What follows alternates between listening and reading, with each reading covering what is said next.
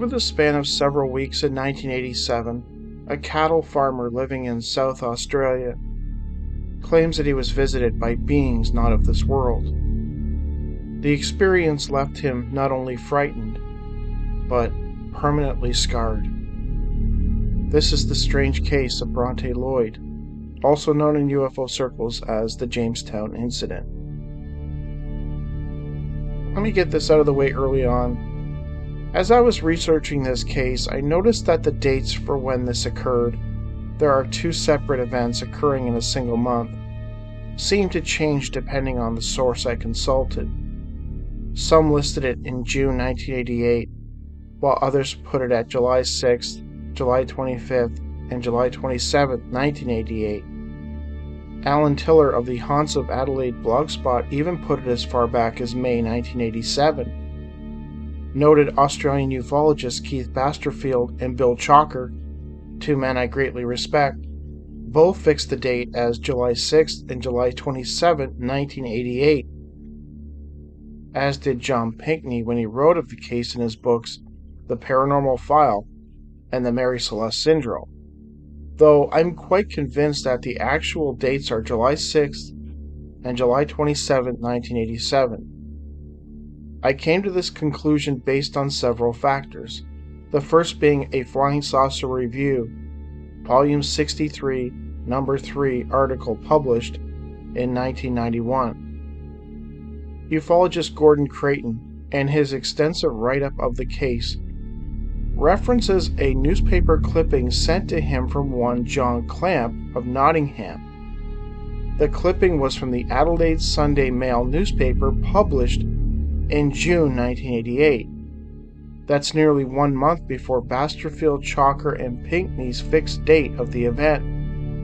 How could a newspaper write about something that hadn't happened yet? Creighton himself seems to have a vague idea of when it happened, mentioning only that it was sometime in June. The main factor for me locking down the dates at July 6th and July 27th, 1987 is biochemist Tom Coote's lengthy lecture to the 6th International UFO Congress on August 17, 1991, where he fixed the date at July 6, 1987 and July 27, 1987. Adding to this is an Australian newspaper, the Australian UFO Bulletin, published in December 1988, in which it specifically mentions twice that the events on the Lloyd farm happened in 1987. The Australian Women's Weekly, a popular magazine at the time, also referenced the Bronte Lloyd case in their story they ran about UFOs in Australia.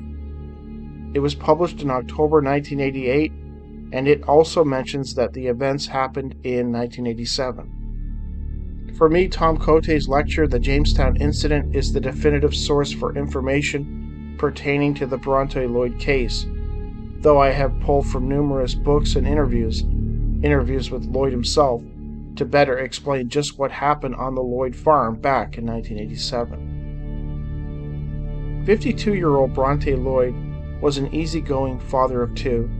He owned and operated a remote cattle farm 20 kilometers north of Spalding, the Jamestown area in South Australia, with his wife and two sons. He was known around the local community as a friendly, hard-working family man, a person you could trust to tell the truth. Which is why, when he came forward with his story, very few people, including the investigating officers, doubted him. The fact that there was evidence left behind only added to the credibility of his claim.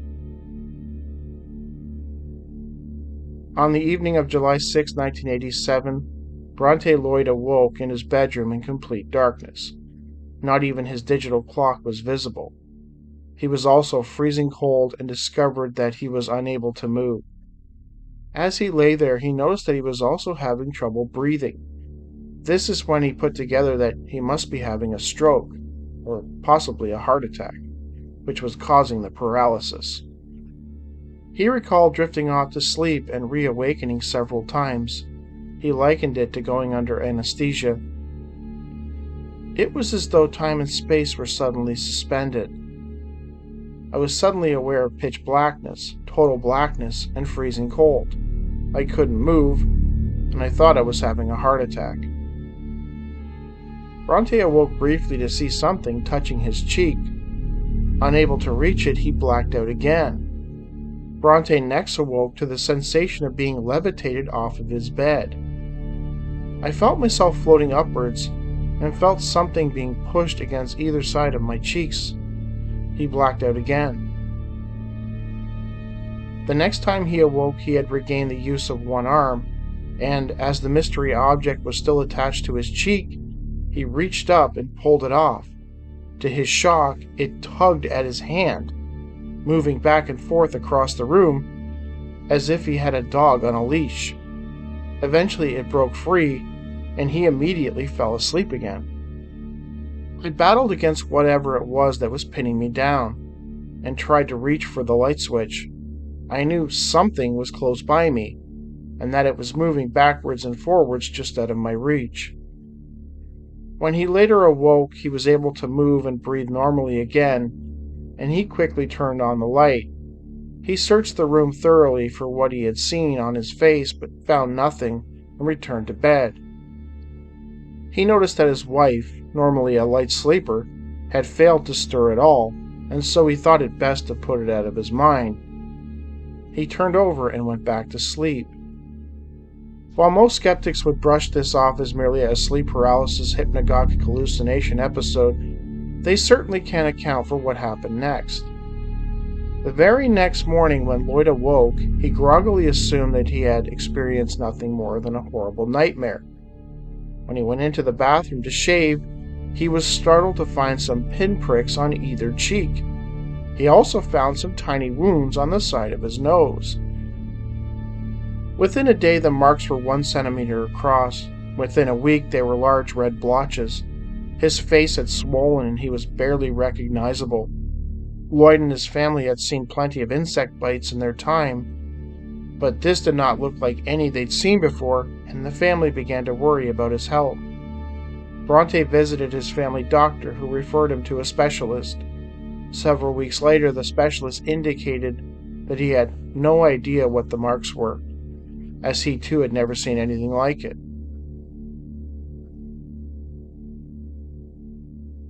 A few weeks later, on July 27, 1987, Bronte and his son-in-law were out seeding a paddock just before dusk. Suddenly they both observed a bright red light shine down from a point in the sky onto a clump of trees about a kilometer away. The beam lasted a few seconds and then vanished. The son-in-law became uneasy about this and left to go home shortly after. Lloyd stayed working. He wanted to finish the job before heading inside for the night. He did another couple of laps around the field. Lloyd recalled that he felt nervous for some reason, though he did not know why. Suddenly the beam appeared again, this time much closer, and again over the top of a clump of trees. I am familiar with aircraft lights. This was nothing like that. It hovered and then flew away, Bronte told the Sunday Mail. Bronte was growing increasingly nervous, and he decided that it would be best to just pack it in for the night and pick it up again in the morning. He arrived home to find the house empty. His wife was at his son-in-law's house, and his son Gary had gone to the golf club. His other son was also not home. He left the tractor running with its lights on, went inside, and turned on some lights. Lloyd had only been home for a couple of minutes when he was alerted by the frenzied barking of his 3 dogs. He stepped outside to see what was causing them to bark. That is when he noticed, under some trees, about 40 meters from the house, a car parked. Or that's what he thought it was. Lloyd recalled being momentarily amazed at how a car could be parked in that fenced-off spot, as it was in the middle of a circle of trees. How did it get there? As the dogs continued to bark, Lloyd crept closer, getting to within a few feet of it. And this is when he suddenly realized that this was no car, but a type of spacecraft. It was a shining aluminum color and with struts on the ground. It was about 3.5 meters across and 2.5 meters high and rounded. with portholes on the side, 3 headlights. It came down to a small square base, and it had stabilizers at the side. It was just sitting there, not moving, and the lights were now turned off. It was eerily quiet. Not surprisingly, Lloyd was feeling creeped out, and he hurried back to the house to grab a flashlight, only to find that the batteries were drained. Suddenly, the dogs began to bark again, this time at the front of the house. Lloyd rushed back outside and saw that the dogs appeared to have someone cornered, and were leaping and snapping at them. Due to the house corner, he was unable to see what the dogs were attacking, and he began to edge around in order to get a better view. As he did so, the dog's attack changed in an instant to abject terror. One ran away yelping into the middle of the paddock field. One hid in an old pile of boxes, and the third cowered behind its master. The dogs went berserk. I'd never seen them acting that way. They jumped into the air and then cowered. I looked out, and there was something there, near the trees, Lloyd recalled. Seeing the reaction of his dogs and feeling frightened himself, he retreated back inside and locked the door. He frantically called for his family to come and help, but amazingly, they refused to come. They were too scared to come home, Bronte recalled. As he hung up the phone, the silence around him was broken by the sound of shuffling footsteps, going from the house corner past the front door. I won't forget them. They were short, close together, and sounded like someone walking in or on plastic. I sat in the chair staring at the door and wouldn't open it. I was scared stiff. To Lloyd, the footsteps sounded like they were going away, in the direction of where he had observed the strange object. He wondered if they were leaving. He quickly got up and went to the bathroom. Whilst inside, he heard the back door open and one of the room's lights flicked on. He assumed that his son Gary had come back from the golf club. He walked into the corridor and, looking along it, he saw a, quote, sort of speckled blur, like a shadow, but not a shadow, standing there. Still thinking it was his son, he walked towards it, but it retreated towards the front door, and he could hear the latch being turned. He arrived in the entrance hall just in time to see a dark shape drift out into the night. He ran outside, but found himself standing where he was when the dogs ran away, so he quickly went back inside. Locking the door, he felt somewhat tired and sat in the chair in the darkened room, waiting for whatever was going to happen to happen. The next thing he knew, it was 1:30 a.m. and he was lying in his bed in another room and was being awakened by members of his family who had overcome their fear and returned to the farm. Bronte told him to go check to see if the object was still parked by the trees, but the family were too afraid to venture outside to see.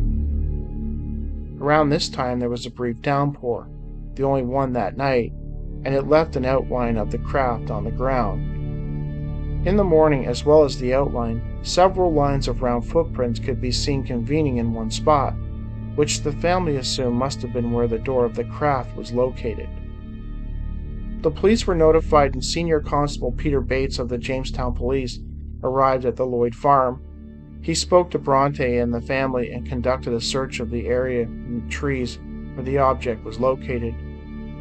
The officer was able to confirm what the family had found. Bates noted that there was a faint border of flattened grass about the width of a car tire and about 1.5 meters square. Despite the rain, there was no mistaking the fact that a large object had disturbed the ground beneath the clump of eucalyptus trees. He was convinced that something heavy had sat down there, creating the impression. When asked what he thought of Lloyd's story, Bates remarked, "I've known Bronte for 3 years. I've got no reason to doubt him whatsoever." After further checking, the police were able to determine that none of the neighbors had seen the lights nor noticed anything unusual that night. Ultimately, the police, the community, and Lloyd's family moved on, but Bronte couldn't. He was determined to figure out what happened to him, and he contacted Colin Norris of the Adelaide-based Australian International UFO Flying Saucer Research Organization. Norris went to the Lloyd farm. He examined the property and spoke at length with Lloyd and his family. Hypnotism was discussed, and Lloyd was open to it, if only to unlock the memories of what happened on those 2 nights. This was referenced in Creighton's write-up for SFR, though it is unclear if the hypnosis session was ever carried out. Bronte also began attending meetings of the South Australia UFO group. This is where he discovered that there were other people in the surrounding area that had similar experiences, including one woman who described being levitated out of her bed. She was also left with a triangular mark on her body. Bronte found out that many people had similar marks following anomalous experiences, including some farmers he knew, and he began to refer to it as being branded. Regarding his own branding, Bronte Lloyd was left permanently scarred following his encounters. The marks on his cheeks and nose never went away, and they became a constant reminder to him that he had been experimented on by something not of this world. Tom Coote, a biochemist, took a keen interest in Lloyd's case. He thought that Bronte's issues might be linked to a lupus-like condition, and he underwent analyzing blind samples taken from Lloyd. He discovered anomalies in his electrolyte level. Coote elaborated further on this in his 1991 lecture, though I was unable to find a transcript of this aspect of his speech. Sadly, they were not clearly identified, and Lloyd passed away before Coote could determine if the differences were significant. That said, Coote, a man of science, was convinced that something anomalous happened to Bronte Lloyd over those 2 nights in 1987. Something that left him forever scarred and desperate for answers.